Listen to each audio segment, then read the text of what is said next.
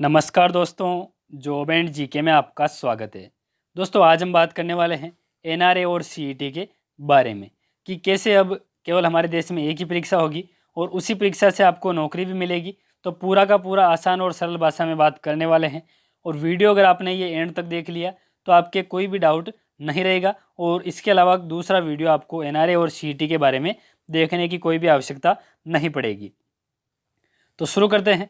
और सबसे पहले, अगर आप चैनल पर पहली बार हो तो चैनल को सब्सक्राइब जरूर कर लीजिए ताकि आपको आगे भी ऐसे ही वीडियोस मिलते रहे।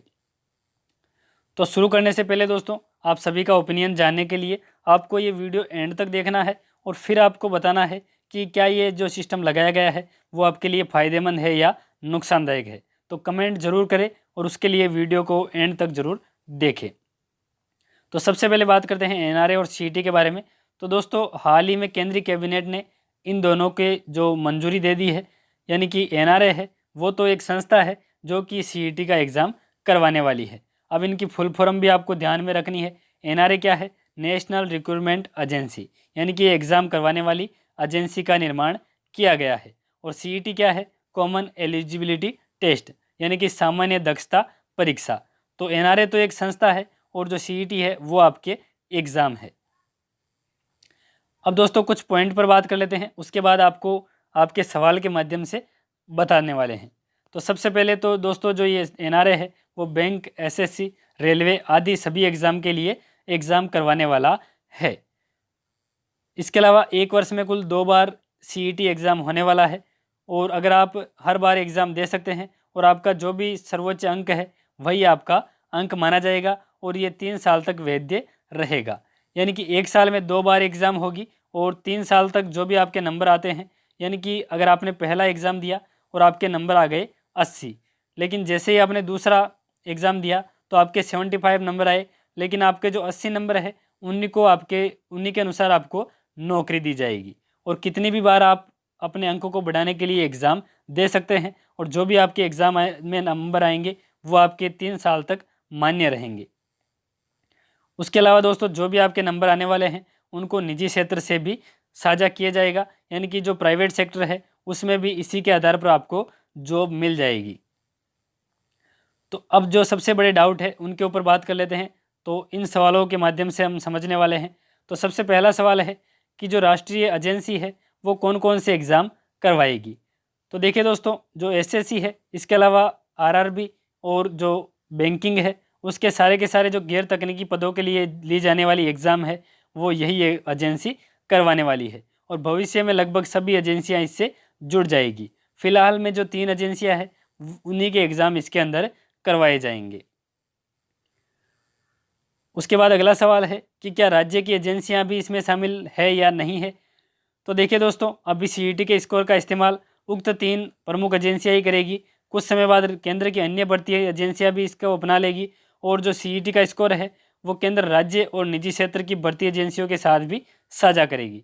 यानी कि जो वर्तमान में तो जो एसएससी, रेलवे और बैंकिंग है उन 3 सेक्टरों के लिए ये एग्ज़ाम है, लेकिन बाद में केंद्र की भी अन्य एजेंसियाँ इसको अपना लेगी और साथ ही साथ जो राज्य है वो भी अपना लेंगे और जो निजी क्षेत्र की जो फैक्ट्री वगैरह है वो भी इसी के माध्यम से आपको जॉब देने वाली है। लेकिन दोस्तों, फिलहाल में जैसे कि आपके जो राज्य की भर्तियां चल रही है, राजस्थान पुलिस, राजस्थान पटवार इत्यादि, वो जो तय प्रक्रिया है उसी के अनुसार चलने वाली है, लेकिन ये जो केंद्र लेवल है उसके ऊपर पूरी तरह से लागू हो जाएगा।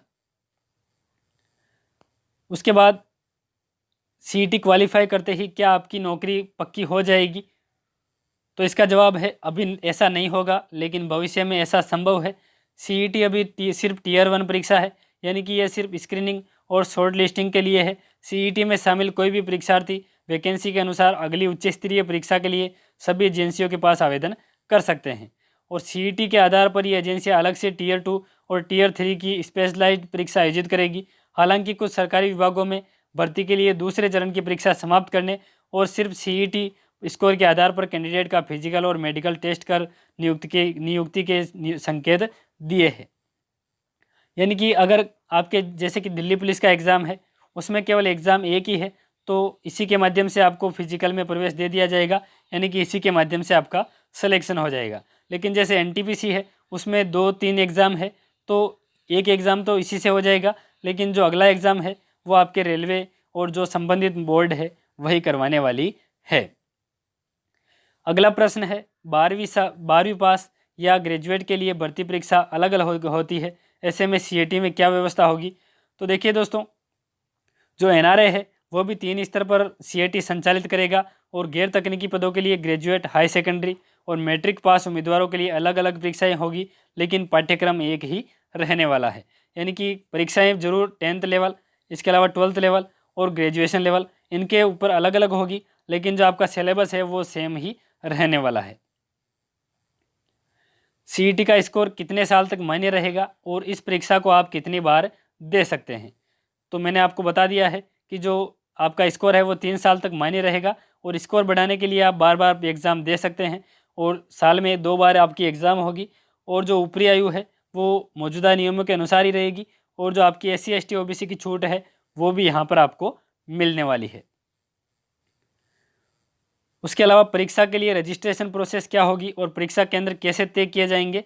तो दोस्तों, जो रजिस्ट्रेशन है वो वर्तमान में जैसे किसी पोर्टल के माध्यम से आपके रजिस्ट्रेशन करवाए जाते हैं वैसे ही करवाया जाएगा।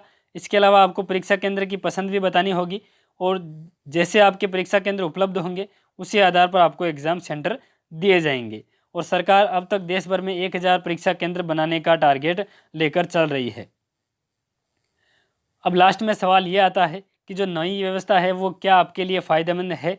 तो देखिए दोस्तों, उम्मीदवारों को नौकरी के लिए परीक्षा में भाग लेने और तैयारी में लगने वाले महत्वपूर्ण समय, धन और कठिनाई से काफ़ी हद तक राहत मिलेगी।